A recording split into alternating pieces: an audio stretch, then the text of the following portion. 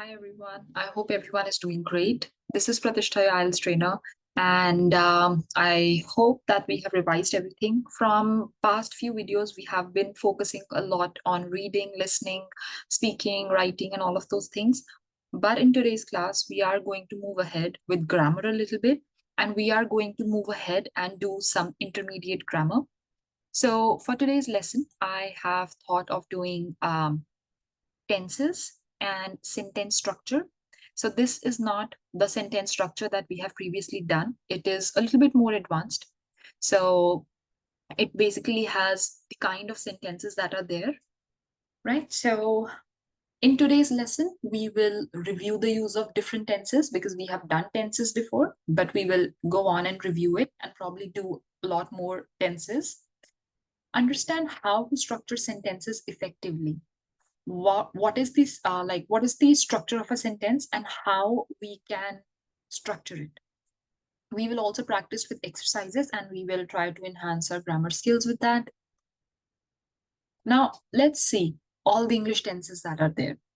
First of all, we have the simple present tense or present simple. It's the easiest one that we all already know. It describes habits, general truths. It tells about general truth and regular actions, right? So for example, she is doing something regularly. Then we have present continuous tense. Continuous, whenever this word continuous comes, you need to know that you need to write ing with it. It describes actions happening right now or around the current time. She is reading now. Then you have past simple. It describes completed actions in the past. So make sure that action in the past, it should be completed. She read a book yesterday. So this action is completed because she read it. Past continuous describes the action that was happening in the past for a period of time. She was reading a book yesterday when I came. So it shows that when I came, that duration of me coming to home, she was reading, right? So we will have to use the ing form here plus the past. So it's basically past plus ing form. Then we have future simple. It describes the action that will happen in the future. So we will always write will along with the verb. So she will read a book tomorrow. And future continuous is going to be will plus your ing form for sure, right? It describes action that will be in progress at a specific time in the future. So there will be a duration of it, right? So for example, she will be reading at 5 p.m. So she will start at 5 p.m., but she will be reading for example, 6 p.m. So that 1 hour of continuous time in future. Let's go ahead and take a look at present simple tense. The present simple tense is used to describe habits, general truths, fact, and regular actions. For example, she studies English every day, right? It is based on a regular habit or an action. We have the sun rises in the east. It's a general truth. He goes to the gym twice a week.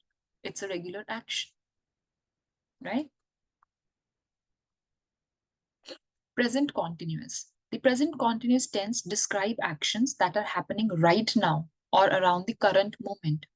It also indicates temporary actions or future arrangements. So she is studying for her IELTS exam right now. This is happening right at this time. I am reading a very interesting book these days. It's a temporary action. So she is reading, someone who is doing something for a period of time. So always remember certain period of time. They are meeting with their tutor tomorrow. Past simple. The past simple tense is used to describe completed actions that happened at a specific time in the past. She took the IELTS exam last week. The action of taking the exam was completed in the past, so she took it. I visited London last year. It is completed. She finished He finished his homework yesterday. So this action is completed. All completed actions. Past continuous. The past continuous tense is used to describe actions that were in progress in past time. So progressing, it was progressing in the past. It is often used to set the scene in a narrative or to describe an interrupted action. So, for example, she was studying when the phone rang. So, that duration of the phone ringing, she was studying during that time. And it happened yesterday, for example. So, she was. At 8 p.m. last night, I was watching a movie. So, it's not that it started and ended at 8 p.m. No, 8 p.m. till, let's say, 10 p.m. I was watching. They were walking to the library when it started raining. It is a continued action. They were still walking, right? They were still walking when it started raining. So it started raining. This was the library, and they were walking, you know. Future simple. The future simple tense is used to describe actions that will happen in the future, often spontaneous decisions, predictions, or promises. She will take the exam next month. So this is something that will happen next month. I will call you tomorrow. So something that will happen in future. He will travel to Canada next year. Next year in future. Future continuous. The future continuous tense is used to describe actions that will be in progress at a specific time in the future. So again, ing progressing form means there should be a period of time. She will be taking the IELTS exam at 9 a.m. tomorrow. From 9 a.m. to sometime, she will be taking it. This time next week, I'll be flying to New York.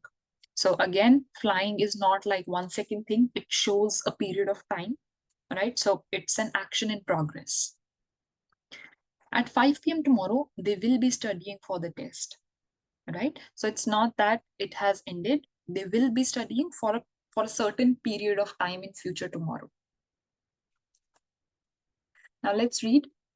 Let's do the activity. She reads is reading a book every night before bed. It's a habit. So she reads. Simple present. Right now, so it's a right now situation. He is playing football with his friend.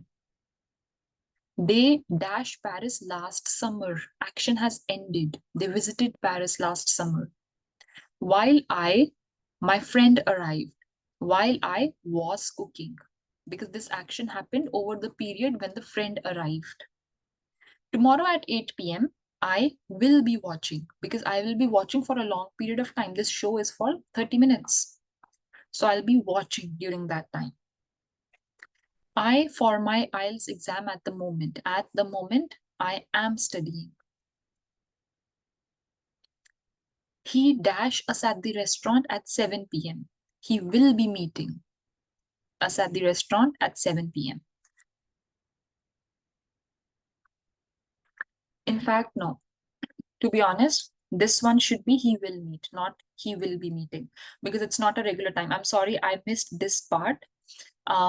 At 7 p.m., it's at exact time. It's not content. He'll just meet them there. Last year, she was working as a teacher. Or no, she was working as a teacher. So she was working for a continuous time as a teacher. They will travel to Japan next month. She dashed the IELTS test last week. She took the IELTS test last week. Then you have in a paragraph format, last summer, I decided to take a trip to Europe. I have been planning it for months because I was planning it for quite some months. I finally booked my flight in June because this action has ended. When I arrived in Paris, the weather was perfect. Every day I explored the city because that action of exploring has ended. So she or he explored. While I was walking, because it shows while I was doing this, I ran into an old friend from university. We hadn't seen each other in years, so we decided to have lunch together. We, I'm sure, okay. So we will plan, or no, we planned to meet again because they already planned it.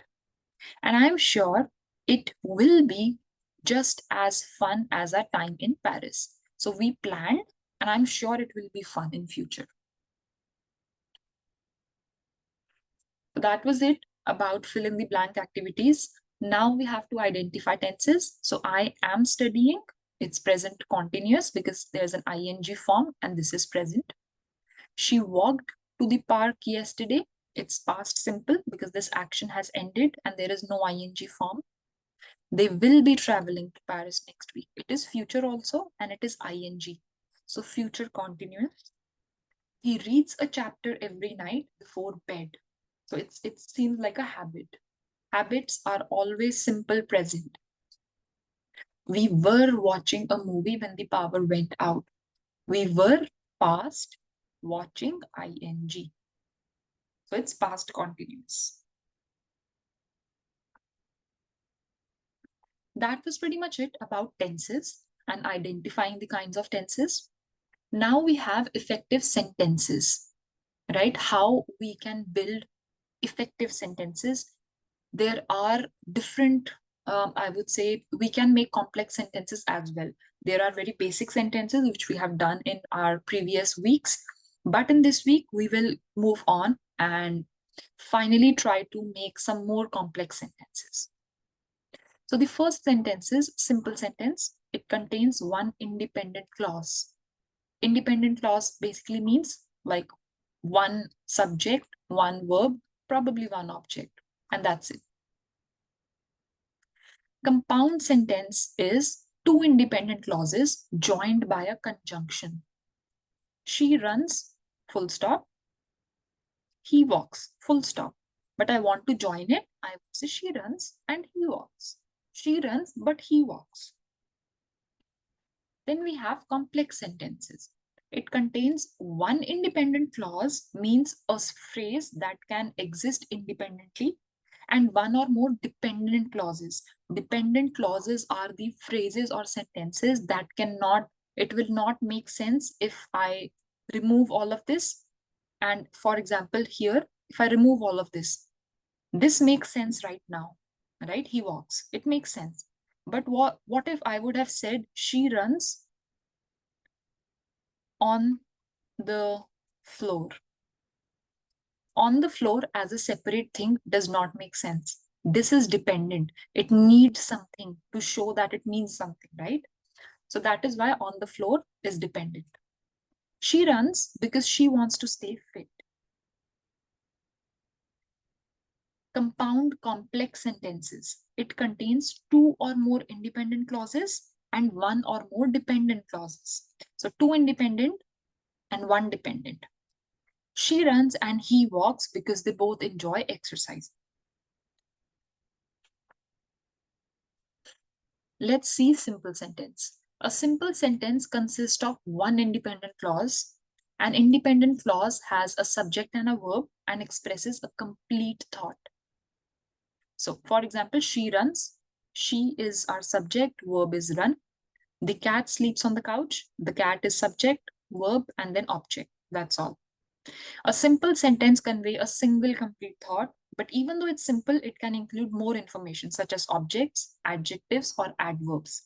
But it always has just one information and one clause.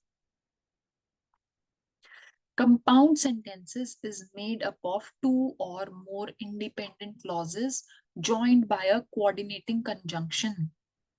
How can you remember these conjunction is by this acronym fanboys. So acronym basically means you can remember FANBOYS. So you can remember F for, and, nor, but, or, yet, so, or a semicolon. So structure is independent clause number 1 plus a conjunction, then independent clause number 2. For example, she runs and he walks. They are joined by and. I wanted to go to the park, but it started raining. So there are two independent clauses. It started raining. I wanted to go to the park. Two independent, but joined together by but. Each part of the compound sentence could stand alone as a simple sentence because each independent clause expresses a complete thought. The conjunction connects these thoughts together logically. So it is a logical connection. I cannot write, I wanted to go to the park or it started raining. Does not make sense, right? And that is pretty much it for compound sentences.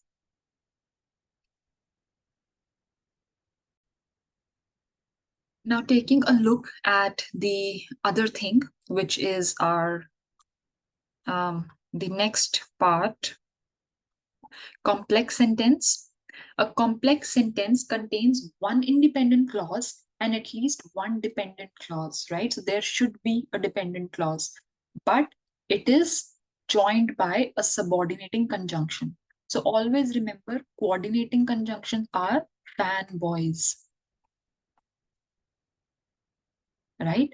For, and, nor, because, or, um, yet, and what was it?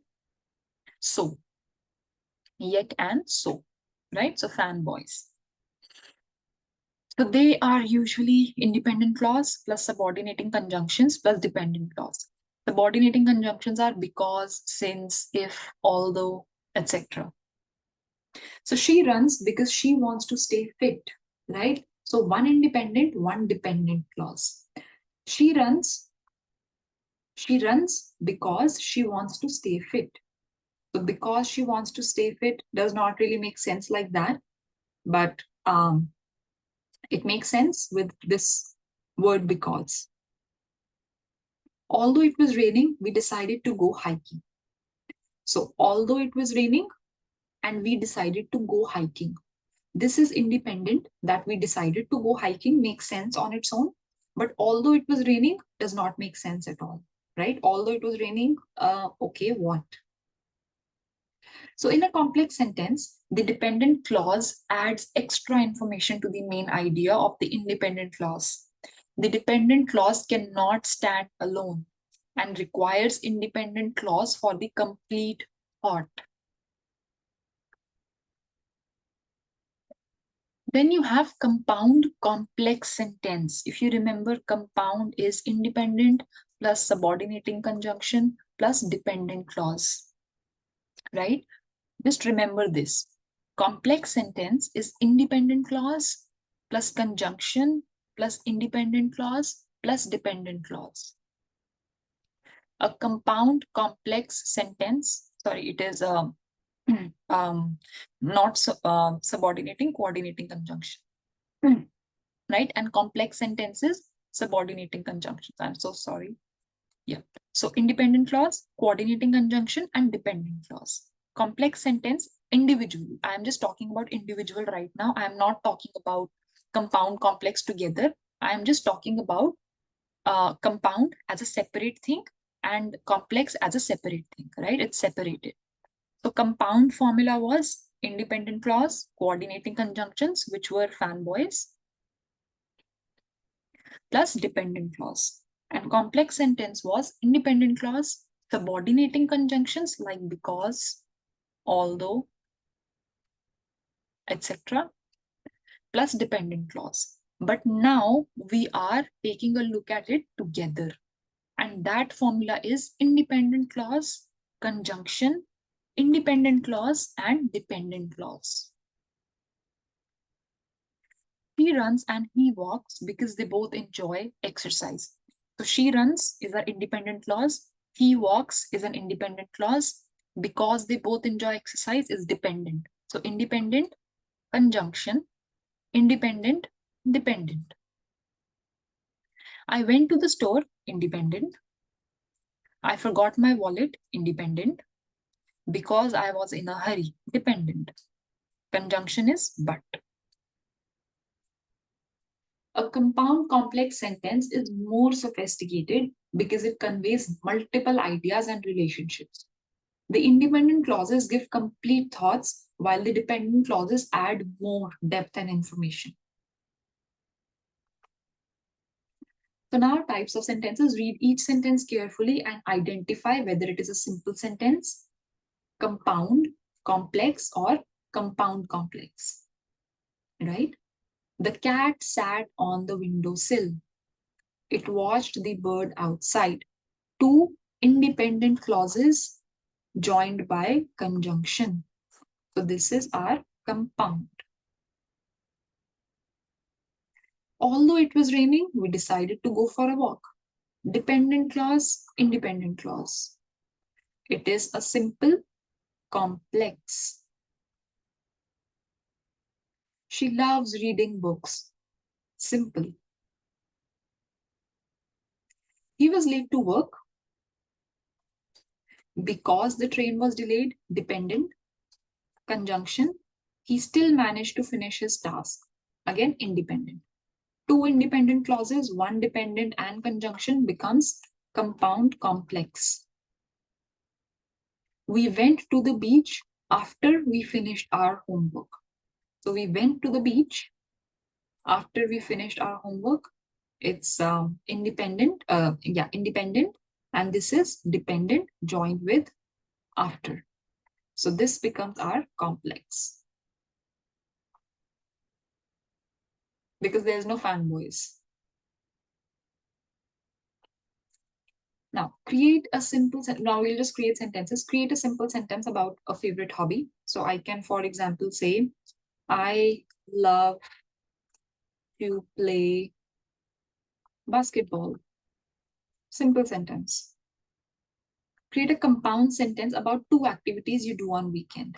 I play basketball and do swimming.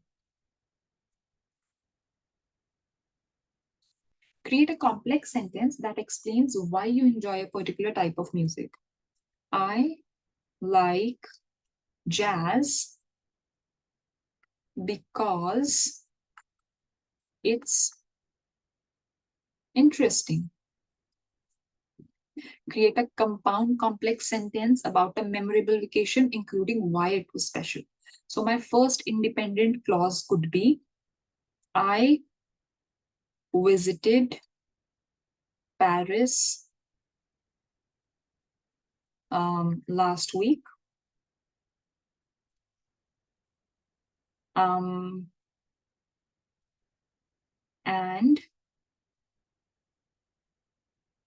I visited Paris last week and I studied for my exam.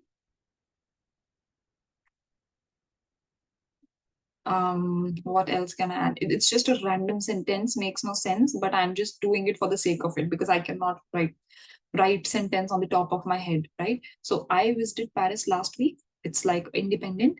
I studied for my exam, independent, although it rained, dependent, and a conjunction. So it is a compound complex sentence. So you can create any number of sentences, even though it does not make sense that I went to Paris last week and I studied for my exam, although it rained. Makes no sense. But just to show you how the structure works. Now, how to form sentence? Simple sentence, the dog barks. The dog barks and the cat meows. The dog barks because it sees a stranger. The dog barks and the cat meows when they see a stranger.